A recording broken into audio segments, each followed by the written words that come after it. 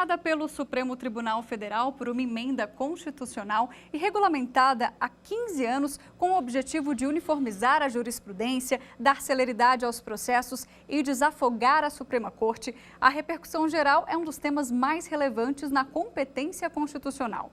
Uma espécie de filtro aplicado aos recursos extraordinários. No artigo 5º de hoje, vamos falar sobre este instrumento processual. Saiba quais são os efeitos práticos deste instituto, por que ele surgiu e quais seus efeitos. Mas antes da gente começar, vamos dar uma olhadinha no que diz a nossa Constituição. A Constituição assegura a todos, no âmbito judicial e administrativo, a razoável duração do processo e os meios para a celeridade dessa tramitação.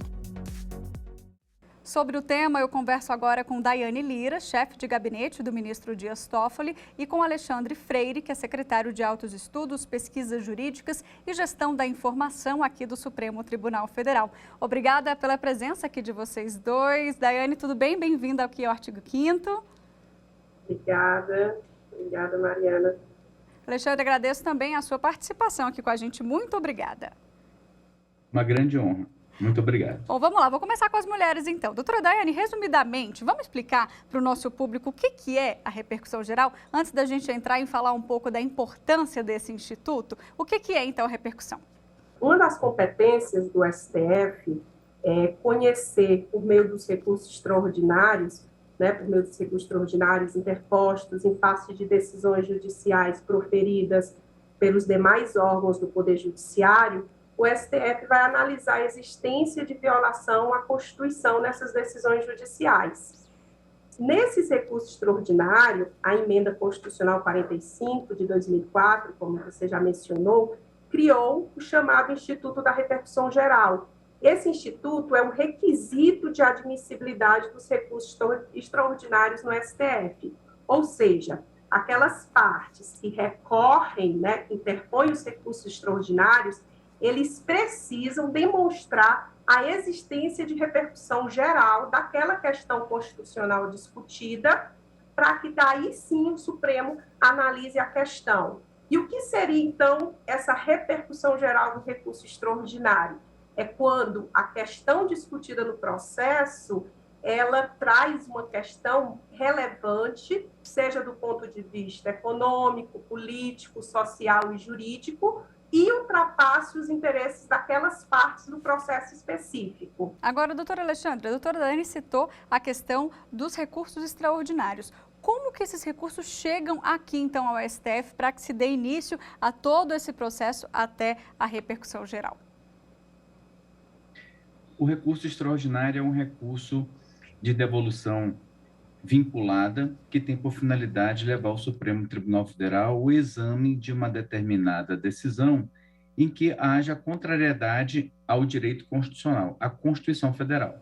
Então, se um Tribunal Regional Federal da Primeira Região profere por um dos seus órgãos fracionários uma decisão que inobserva o texto constitucional, uma regra, um princípio, um preceito, a parte insatisfeita com essa decisão dela recorre interpondo o recurso extraordinário. E como muito bem colocou a doutora Daiane, este recurso deve apresentar uma preliminar, que é justamente a repercussão geral, em que o recorrente demonstrará para o Supremo Tribunal Federal que a questão tratada neste caso, ela apresenta os requisitos da transcendência e também o requisito da relevância do tema tratado. Doutora Daiane, a gente pode dizer, então, que a repercussão geral ela surgiu também para atender algumas necessidades, e principalmente para simplificar esses trâmites, às vezes, de um processo vários processos, na verdade, que chegam com determinado assunto e que, como a senhora mencionou, servem, então,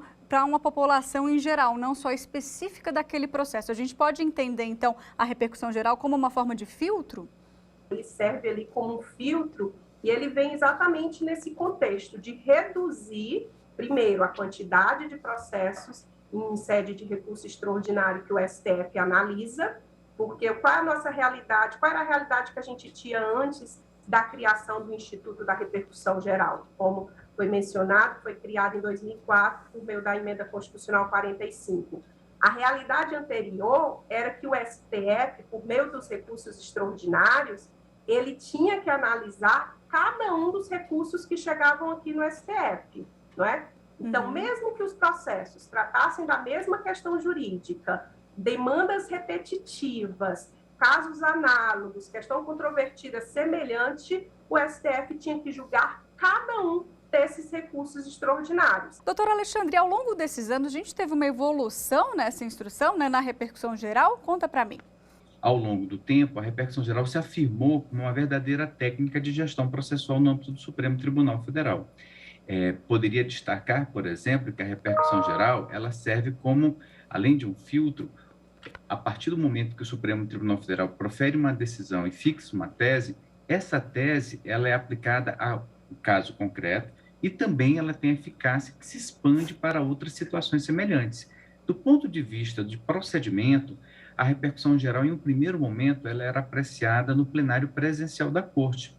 Porém, logo se notou a necessidade de se instituir um espaço próprio para a repercussão geral, que é justamente o plenário virtual. E nesse plenário virtual, o ambiente eletrônico em que os ministros registram seus votos, o Supremo examina, primeiramente, a natureza constitucional da matéria, na sequência examina a presença dos requisitos da repercussão geral e, em situações excepcionais, havendo jurisprudência dominante, pacífica sobre aquele tema, o Supremo Tribunal Federal pode reafirmar a jurisprudência. Eu diria para você que esses são pontos importantes da evolução da repercussão geral. Então, eu destacaria esses como pontos importantes da evolução do Instituto. Doutora Daiane quer complementar também? Isso, Mariana. Eu também queria assim, destacar o papel que o novo Código de Processo Civil, a partir de 2015, né, deu e destacou para o Instituto da Repercussão Geral. O novo CPC enfatizou bastante o papel, né, esse Instituto da Repercussão Geral, no sistema de precedentes vinculantes. Então, quando o novo CPC estabeleceu ali um modelo geral e verticalizado de observância da jurisprudência e dos precedentes pelos magistrados e tribunais do país, a repercussão geral, ela passou a ser um instituto não voltado apenas para a atuação do Supremo, mas de todo o Poder Judiciário, né? Então, trazendo uma maior uniformidade na interpretação constitucional e também exigindo uma coordenação entre todo o Poder Judiciário na tarefa de garantir essa uniformidade da jurisprudência. E isso é um ponto que hoje o Supremo Tribunal Federal tem dado bastante destaque, exatamente esse papel de coordenação, não só no âmbito do Supremo, mas no âmbito de todo o Poder Judiciário. E aqui eu vou dar exemplo, né, de atuações concretas nesse sentido. Quando o ministro-presidente Luiz Fux criou a Secretaria de Gestão de Precedentes, não é, fazendo esse trabalho de coordenação, uma consolidação de um modelo que já vinha, vamos dizer assim, sendo realizada no âmbito do STF. O Alexandre falou do plenário virtual, mas eu cito também aqui ainda na gestão do ministro Toffoli, por exemplo, as visitas institucionais de interlocução que foram realizadas em todos os tribunais e turmas recursais, com o objetivo de aperfeiçoar a aplicação da repercussão geral, cursos que o STF, em parceria com o CNJ e o STJ, né, também realizaram em todo o país, de forma que a repercussão geral ela seja um instituto que a importância dela não repercuta apenas no âmbito do STF, mas sim em todo o Poder Judiciário Nacional, né? Durante esses 15 anos, né, importantes decisões foram tomadas, como a gente está mencionando aqui, pelos ministros da Suprema Corte. Então, eu convido vocês aí de casa a assistirem um trechinho de um programa exibido aqui na TV Justiça com algumas dessas falas. Vamos ver. No programa de hoje, você vai acompanhar as sessões plenárias do Supremo Tribunal Federal que discutiram a realização de provas de concursos públicos em dias e horários diferentes daqueles estabelecidos no calendário do certame, isso por motivos de crenças religiosas. Participaram da discussão adventistas, cuja crença estabelece que o dia de sábado deve ser guardado e voltado para o estudo da Bíblia e para os cultos, até o pôr do sol. O tema foi objeto do recurso extraordinário 61-1874 e do recurso extraordinário com agravo 109-90-99, ambos com repercussão geral reconhecida. No primeiro, a União questionava a decisão do Tribunal Regional Federal da Primeira Região, que entendeu que um candidato adventista poderia fazer a avaliação física em data, horário e local diferente daquele estabelecido no calendário do concurso. No segundo, interposto contra a decisão do Tribunal de Justiça do Estado de São Paulo, em mandado de segurança, foi apresentado por uma professora adventista que foi reprovada em estágio probatório por não trabalhar entre o pôr do sol de sexta-feira e o pôr do sol de sábado. O primeiro dia de julgamento. As partes envolvidas nos processos, as entidades interessadas admitidas pelos relatores e o Procurador-Geral da República, Augusto Aras, manifestaram-se sobre a possibilidade de mudança da data ou local de concurso público para candidatos adventistas que resguardam o sábado. Com relação ao recurso ordinário, pedido vênia aos ministros Dias Toffoli, Nunes Marques e Gilmar Mendes, para negar provimento ao recurso da União, porque ela negou o exercício da liberdade religiosa. A liberdade religiosa tem uma composição.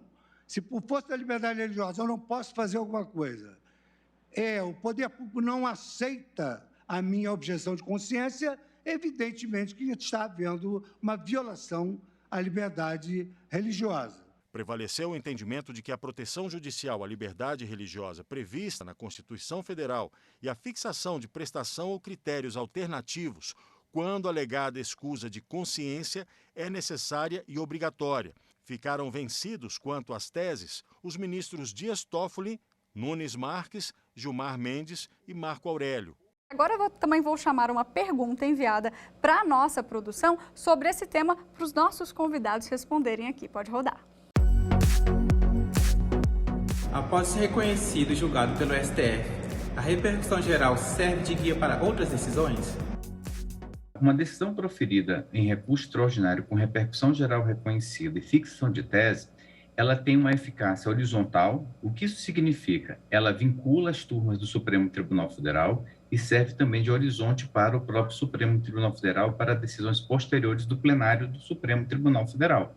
Então, se o Supremo reconheceu um tema, julgou o mérito do recurso extraordinário, fixou tese, e no futuro essa matéria retorna ao Supremo Tribunal Federal, vamos supor, no julgamento de uma ação civil originária ou no julgamento de um habeas corpus, esse entendimento do tribunal, ele deverá prevalecer. Então, vejam que uma decisão proferida pela Suprema Corte em recurso extraordinário com repercussão geral tem a força não apenas de ser obrigatória para as demais instâncias, mas permite também se conferir maior eficiência e racionalidade para o sistema de justiça. Tá certo. Vamos fazer uma pausa agora, gente? Vamos para um breve intervalo. Daqui a pouco a gente volta falando mais de repercussão geral. Não saia daí.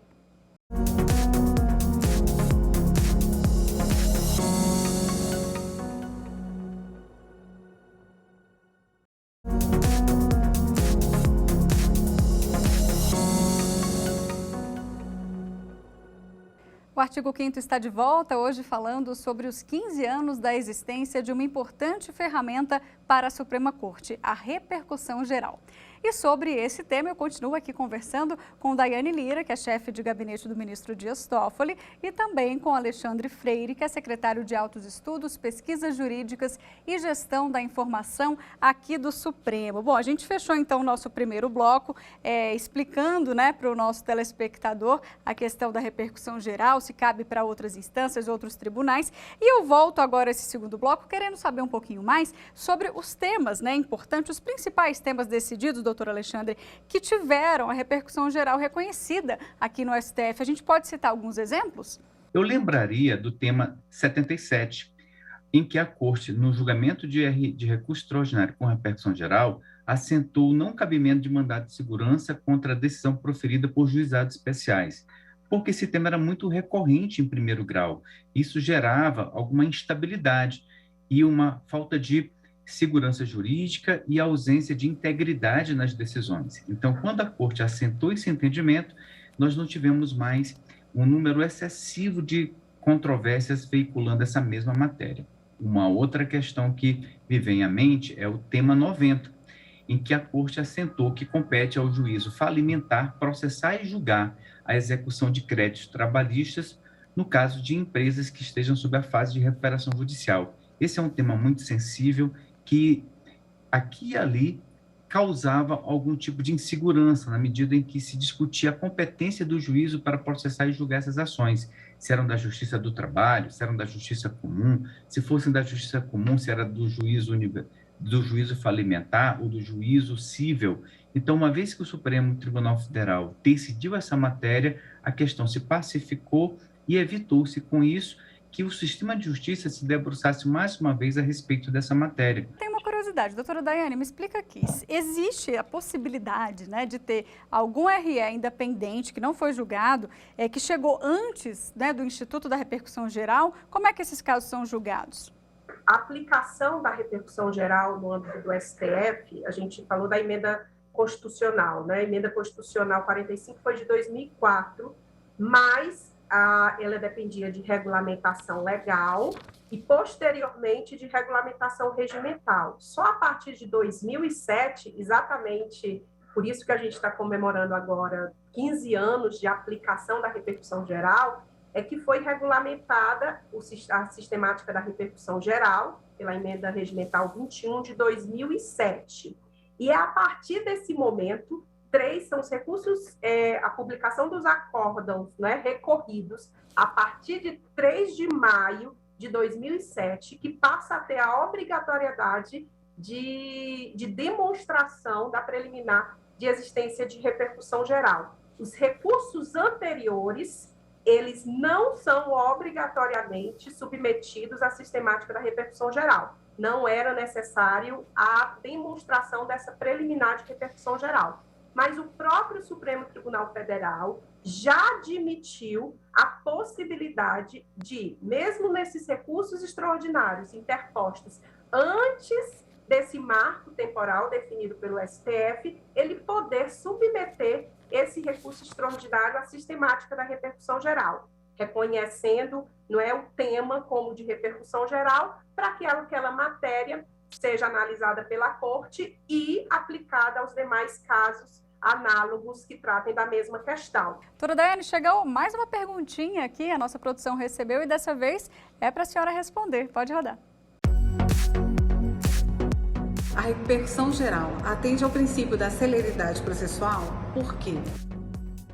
Doutora Daiane, contigo. Então, certamente, com certeza, é um instituto, um dos objetivos do Instituto da Repercussão Geral era exatamente conferir uma maior celeridade à prestação jurisdicional, não só no Supremo, mas como a gente já destacou até aqui, no âmbito de todo o Poder Judiciário. Antes do Instituto da Repercussão Geral, em 2006, o Supremo tinha em seu acervo mais de 100 mil processos. Então, vejam que em 2006, antes do STF efetivamente aplicar a sistemática da repercussão geral, a gente tinha mais de 100 mil processos, na verdade, especificamente 150 mil processos. 15 anos após a aplicação da repercussão geral, atualmente agora, né, no caso dados de março de 2022, o STF tem 22 mil processos. Então, a gente vê uma redução significativa no acervo do STF após o Instituto da Repercussão Geral. E outra questão, para a gente ver essa questão também da eficiência, e agora especificamente em relação aos recursos extraordinários. Em razão da grande quantidade de volumes, que, inclusive antes da repercussão geral, uma expressão que o ministro Moreira Alves utilizava, que era a crise do recurso extraordinário, né? Em razão desse grande volume de recursos que chegavam no STF, a Suprema Corte do nosso país acabava sendo uma corte predominantemente recursal, ou seja, a gente tinha o acervo do STF, era basicamente mais de 80%, chegando a alguns anos a 90% de um acervo composto por recursos extraordinários. Então, a STF atuava como uma instância recursal, mais uma instância recursal e menos uma instância originária, em que ele debatia questões de relevância como controle concentrado, as ações de controle concentrado e outras ações originárias. Com a repercussão geral e essa eficácia expansiva da repercussão geral, a partir de 2019, a gente tem uma tendência cada vez maior de redução no recebimento de recursos extraordinários no STF. Isso é um indicador bem relevante da eficiência da repercussão geral. E o acervo do Supremo, a partir de 2020, a gente já está começando a equilibrar essa diferença entre processos originários e processos recursais, tendo chegado em 2020 a 50%. Vamos então para mais uma rodada de perguntas. Mais uma pergunta chegou aqui para a gente. E se os tribunais não aplicarem a decisão do Supremo? Doutor Alexandre, então o que acontece se esse tribunal não aplicar a decisão aqui do Supremo? Essa é uma pergunta interessantíssima e ela pode ser respondida de algumas formas. Vejam que existem situações em que o Supremo Tribunal Federal ele fixa um entendimento e esse entendimento ordinariamente deverá ser observado pelas instâncias ordinárias. Mas pode acontecer que o órgão que proferiu a decisão entenda que haja uma particularidade no caso concreto em que o pronunciamento do Supremo não se adeque. Então, ele suscita o que se denomina de distinção. Então, neste caso, o recurso que estava sobrestado para a aplicação, ele retorna para a presidência do tribunal e a presidência do tribunal, ou vice-presidência, isso depende muito do regimento interno da Corte, remete para o Supremo Tribunal Federal. No âmbito do Supremo, se examinará se, de fato, o caso concreto ele possui um entendimento diverso, ao ponto do próprio Supremo Tribunal Federal, ao reconhecer a distinção, entender que a hipótese de submissão do recurso à sistemática da repercussão geral, como um novo tema. Ou então, se o Supremo Tribunal Federal já tem, a respeito dessa matéria, um tema selecionado, embora ainda não decidido. Então, neste caso, este recurso que subiu, ele será retornado para a instância de origem, para que ele fique aguardando o entendimento do Supremo a respeito de outra matéria que foi eleita como um tema a ser examinado pela sistemática da repercussão geral, mas ainda não foi decidido pelo plenário do Supremo Tribunal Federal. Esse é um caso, em regra, o caso que legitima um tribunal de segundo grau ou um tribunal superior a não aplicar o entendimento do Supremo. Existem outros casos em que o tribunal de origem simplesmente deixa de observar. Veja que no primeiro caso que eu exemplifiquei, a Corte possui, a Corte de segundo grau, o Tribunal Superior, uma justificativa legítima, entende que o caso possui uma particularidade. Nos demais casos, quando a Corte deixa de aplicar o entendimento, em regra o recurso extraordinário sobrestado retorna para o Supremo Tribunal Federal. E ao retornar para o Supremo Tribunal Federal, a Corte, examinando que em segundo grau ou no Tribunal Superior deixou-se de se observar, poderá determinar a aplicação do precedente ao caso. Existe uma outra situação em que o julgado proferido, uma vez pelo Supremo Tribunal Federal, em que se deixa de aplicar na instância de origem, vamos imaginar, no segundo grau de jurisdição, no exame de uma apelação, o caso é idêntico ao que o Supremo Tribunal Federal já proferiu a decisão. Então, se o tribunal decidiu de uma forma não aplicando o precedente do Supremo, o Código de Processo Civil legitima o recorrente a apresentar um recurso, chamado de embargo de declaração, suscitando ao tribunal de origem a não aplicação do precedente. Ou seja, ele contornou o precedente do Supremo Tribunal Federal. Se ele deixa de aplicar o precedente ao caso concreto, evidentemente que isso pode suscitar, no âmbito do próprio tribunal, um recurso extraordinário daquela decisão. Veja que o exemplo que eu falei da apelação. Existem situações em que, uma vez proferida a decisão em repercussão geral e um recurso com perfil repetitivo, se não houver aplicação do entendimento, cabe uma medida denominada de reclamação constitucional para o Supremo Tribunal Federal. Então é isso, gente. Eu adorei as explicações, chegamos ao fim do programa. Doutora Daiane, eu agradeço muito a sua participação aqui. Adorei, viu, Revela? Eu que agradeço, Mariana. Obrigada. Doutor Alexandre, foi um prazer também entrevistá-lo. Obrigada por todas as explicações aqui sobre a repercussão geral. Foi uma grande honra. Muito obrigado pelo gentil convite.